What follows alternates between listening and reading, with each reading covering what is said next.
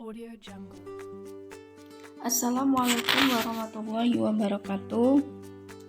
Hari ini kita lanjutkan materi pada bab 7 tentang metode-metode untuk mencari jawab khusus persamaan linier tingkat n yang tidak homogen dengan koefisien konstanta.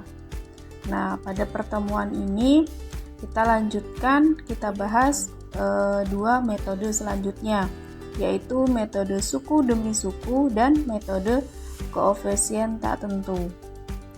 Nah, pada metode suku demi suku, itu kalian lihat bentuknya di sini sama FD dikali Y sama dengan QX, kemudian YP atau jawab khususnya itu sama dengan 1 per FD dikali QX.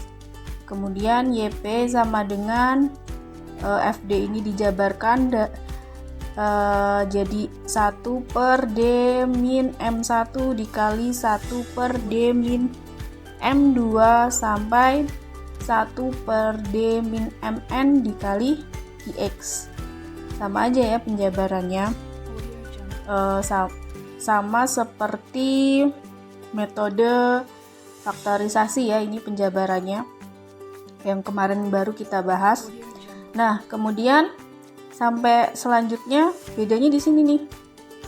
Kalau kemarin di faktorisasi, setelah kita jabarkan bentuk yang pertama ini yang dikali QX ini, kemudian nanti kita kerjakan dalam bentuk U, V, dan YP.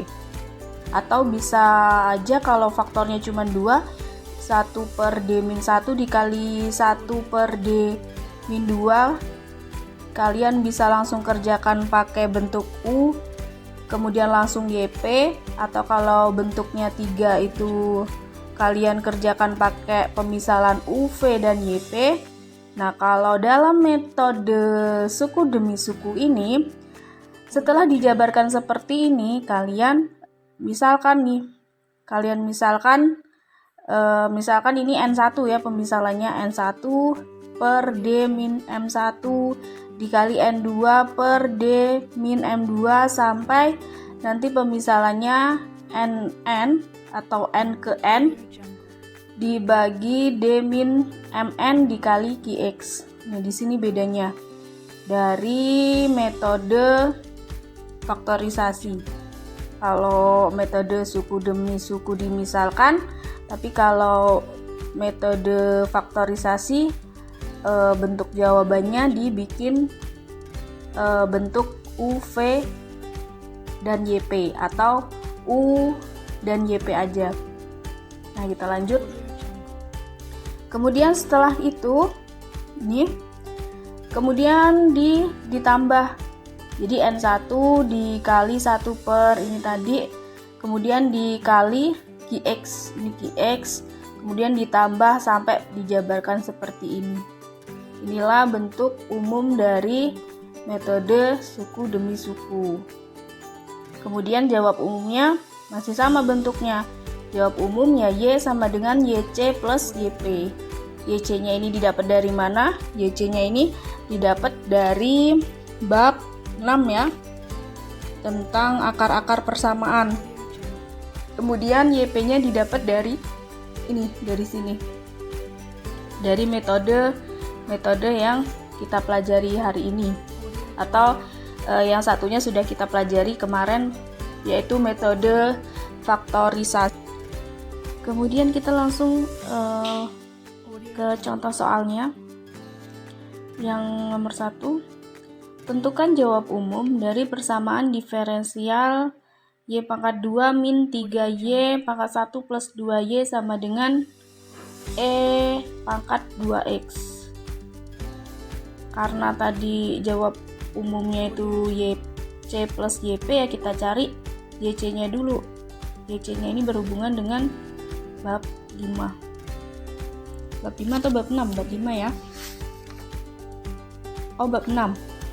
Oke, persamaan Langsung jawab ya. Persamaan tersebut dapat ditulis D kuadrat min 3D plus 2 sama dengan E pangkat 2X. Kemudian difaktorkan. Setelah difaktorkan ketemu nih M-nya nilainya 2 dan 1. 2 dan 1 pakai yang mana? Yang faktor Mn dengan M-nya yang berlainan, maka bentuknya yang seperti ini. Kemudian setelah kita ketemu YC, kita cari YP, karena tadi jawab umumnya YC ditambah YP. YP-nya sama dengan 1 per D-2 dikali 1 per D-1 dikali E pangkat 2X. Ini YP-nya. Dapat dari mana ya? Dari sini nih. Nih. Kalau ini D, ini pada persamaan karakteristik ini M, tapi pada jawab khusus itu diganti dengan D. Kemudian bentuknya sama ya, sama yang atas tuh. Sama. Yang atas ini sama yang bawah ini sama. Setelah itu apa? Setelah itu dimisalkan. Misalkan kalau di bentuk ini di materinya kita misalkan N1, N2. Kemudian di sini di soal di jawabannya ibu misalkan A dan B. Misalkan nih A per D-2 plus B per D-1, kemudian sama dikali E pangkat 2X. Kemudian setelah dimisalkan kalian kalikan silang. Kali silang berarti yang A dikali D-1, kemudian yang B dikali D-2. Hasilnya ini. Atau ya kalau mau menambahkan bilangan bentuk pecahan, ya sama-sama penyebutnya disamakan penyebutnya jadi D-2 dikali D-1. Atau lebih enaknya atau lebih singkatnya ya dikali silang nyebutnya.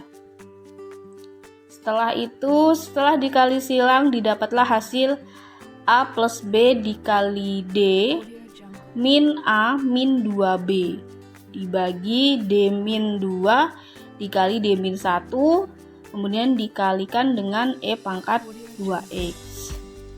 Kemudian diperolehlah persamaan A plus B sama dengan 0 dan min A min 2B sama dengan 1. Nah, persamaan 1 dan persamaan 2 ini didapat dari mana? Nih, dari sini nih. Kalian lihat atas ini. A plus B dikali D. A plus B-nya dari sini nih. A plus B yang ini dari ini. Dari ini, A plus B. Kemudian sama dengan 0-nya dari mana? Nah, sama dengan 0-nya, nanti ketika kalian mengerjakan soal, kemudian bilangan A plus B ini yang mengandung D ini dimisalkan dengan 0 yang mengandung D. Jadi A plus B sama dengan 0. Kemudian habis itu apalagi persamaannya? Min A min 2B. Min A min 2B sama dengan 1. Nah, kenapa bisa 1? Karena apa? Karena di sini kita pakai ketentuan lain. Ketentuan lainnya 1. Jadi A plus B sama dengan 0. Ini kenapa 0? Karena dia setiap nantinya pemisalan yang yang mengandung D ini nanti dimisalkan dengan 0. Kemudian yang tidak mengandung D atau ketentuan lainnya itu dimisalkan sama dengan 1. Berarti min A min 2B sama dengan 1. Didapatlah persamaan 1 A plus B sama dengan 0 dan persamaan 2 min A min 2B sama dengan 1. Nah, kemudian dari persamaan 1 dan kedua ini dieliminasi. Setelah dieliminasi, tahu kan cara eliminasinya? Kemudian didapat nilai A-nya ini sama dengan 1 dan nilai B-nya sama dengan min 1. Sehingga setelah kita ketemu nih A-nya 1 kemudian B-nya min 1, dimasukkan atau disubstitusikan kembali ke persamaan awal, ke persamaan ini, awal ini. Jadi kita tulis kembali persamaannya. YP sama dengan A per D-2 plus B per D-1 dikali E pangkat 2X. Kemudian A-nya tadi ketemu 1 disubstitusikan, B-nya ketemu min 1 juga disubstitusikan. Jadinya seperti ini. Kemudian setelah itu masing-masing dikalikan dengan E pangkat 2X. Nih ya. Kenapa ini berubah tandanya jadi min? Karena di sini min ya. Jadi min. Kemudian setelah itu diintegralkan. Cara mengintegralkannya sama seperti metode faktorisasi. Jadi kalau di sini D-2 berarti depannya nanti kebalikannya, berarti E pangkat 2X integral. Kalau ini sama sesuai sama soalnya, E pangkat min 2X dikali ini E pangkat 2X nya dari soal, kemudian DX. Kemudian dikurang nih D-1 berarti depannya kebalikannya, berarti E pangkat X diintegral E pangkat min X dikali E pangkat 2X dx. Hasilnya seperti ini. Kalian bisa lihat integral dari 1X, kemudian integral dari E pangkat X ya, E pangkat X, kemudian dikalikan dengan E pangkat X, hasilnya ya E pangkat 2X, kemudian yang sebelah kiri ini hasilnya E pangkat 2X dikali X. Setelah itu didapatlah hasil sama dengan E pangkat 2X dikali X min 1. Jadi jawab umumnya C1 dikali E pangkat 2X plus C2 dikali E pangkat X plus E pangkat 2X dikali X min 1.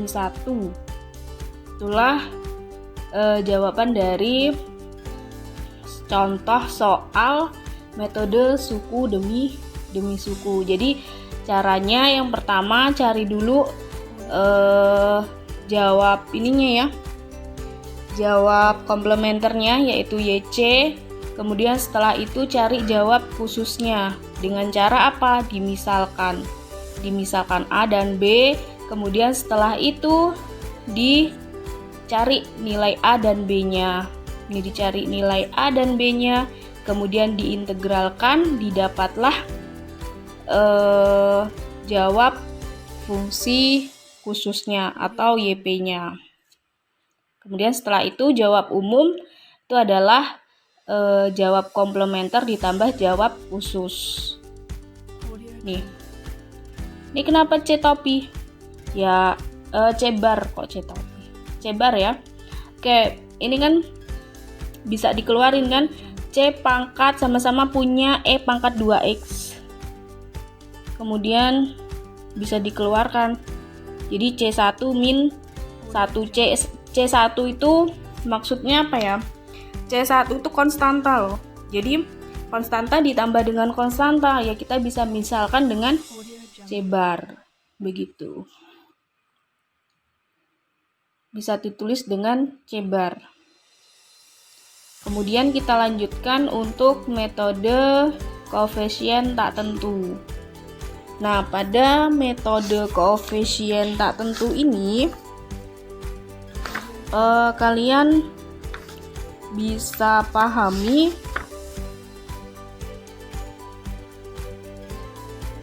halaman 81 yang pada tulisan perhatikan bahwa. Diperhatikan bahwa itu yang pertama itu kan jika FD dikali Y sama dengan 2X pangkat 4, kemudian dimisalkan fungsi khususnya itu Y sama dengan A dikali X pangkat 4 plus B dikali X pangkat 3 plus C dikali X kuadrat plus DX plus E. Nah, itu kalian bisa catat dari nomor 1 sampai nomor 6. Nanti hubungannya kemana? Hubungannya kita lihat pada contoh soal ini. Misal ada soal tentukan jawab umum persamaan diferensial Y aksen 2 min 5Y aksen plus 6Y sama dengan 100 sin X. Nah, yang tadi, yang Ibu suruh catat tadi berhubungannya nanti ke sini, ke 100 sin X hasilnya ini. Jadi nanti kalian bisa catat dulu itu, kemudian setelah itu kalian bisa salin contoh ini. Kita lanjut jawabannya, kita bahas. Persamaan tersebut dapat ditulis sama, semuanya cari fungsi YC-nya dulu atau jawab komplementernya dulu. Persamaan ini dapat ditulis D kuadrat min 5D plus 6 dikali Y sama dengan 100 sin X. Kemudian cari YC-nya.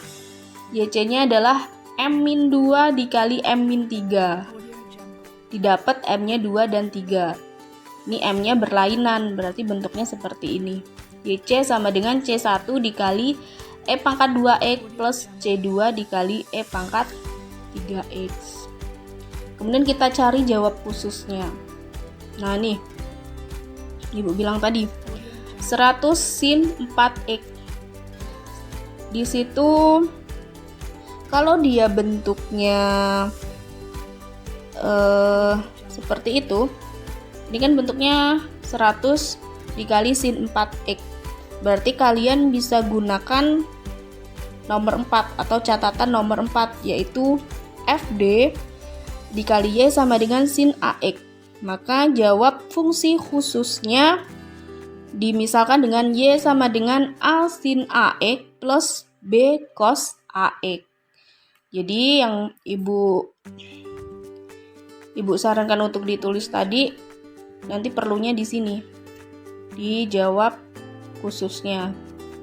Oke, ini pemisalannya, pemisalan dari catatan, bisa kalian lihat di buku tadi. Kemudian setelah itu Y sama dengan A sin 4X plus B cos 4X. Kemudian diturunkan, turunan pertama sama dengan 4A cos 4X min 4B sin 4X dari fungsi atasnya ini. Kemudian setelah itu diturunkan lagi. Jadi turunan keduanya sama dengan min 16A sin 4X min 16B cos 4X. Jadi diturunkan sebanyak 2 kali. Sehingga nih, Bu, biasanya untuk menentukan banyaknya turunan dilihat dari mana? Dari soalnya. Lihat, kalian lihat soalnya. Ini kan Y aksennya pangkat 2. Berarti yang tertinggi itu pangkat 2. Berarti banyaknya kita menurunkan fungsi yang sudah kita misalkan tadi ya 2 kali penurunan dari fungsinya, kemudian turunan pertama, kemudian turunan kedua, sehingga nantinya kita bisa masukkan ke soalnya. Ini soalnya kan Y aksen kuadrat, berarti kita masukkan yang Y aksen kuadrat. Y aksen kuadrat ini, Y aksen kuadrat sama dengan min 16A sin 4X min 16B cos 4X. Kemudian setelah itu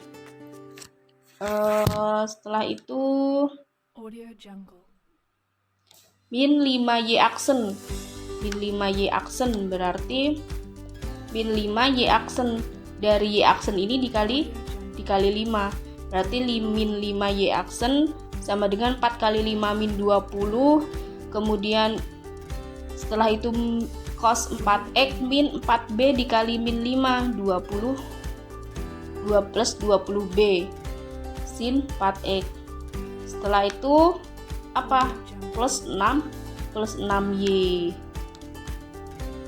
Plus 6Y berarti yang fungsi Y ini dikali dengan 6. 6Y sama dengan 6A sin 4X plus 6B cos 4X. Kemudian Y aksen 2 min 5Y aksen plus 6Y ini kan di soalnya sama dengan 100 sin 4X. Kemudian yang ini ditambah, hasilnya didapat min 10A plus 2B sin 4X plus min 20A min 10B cos 4X. Nah, dari sini diperoleh ini min 10A plus 20B sama dengan 100. Kok bisa dimisalin 100? Kalian lihat di sini. Ini yang sin 4x, kemudian ini juga sin 4x. Berarti kalau 100 sin 4x sama dengan min 10A plus 20B sin 4x. Berarti kalau ini min 10A plus 20B sama dengan 100. Lihatnya begitu ya, yang sama. Kalau di sini cos berarti yang dimisalin 100 ya min 20A min 10B. Tapi karena di sini sin 4x ya, maka yang sama dengan 100 ya min 10A plus 2B. Kemudian untuk persamaan lainnya pakai ketentuan 0. Jadi ketentuannya itu dari 0 kemudian 1. Kalau kita belum pakai 0 berarti tidak boleh pakai 1 ya. Nih. Ini kan kita sudah pakai 0 ya. Berarti ketentuan lainnya 1. Tapi karena di sini kita belum pakai 0, berarti kita pakai ketentuan 0 dulu, bukan 1. Kemudian dari persamaan 1 dan persamaan 2 ini dieliminasi, didapat A-nya sama dengan min 2 dan B-nya sama dengan 4. Sehingga YP sama dengan min 2 sin 4x plus 4 cos 4x. YP ini dari mana? Dari sini nih, Y ini. YP-nya dilihat dari fungsi pertamanya.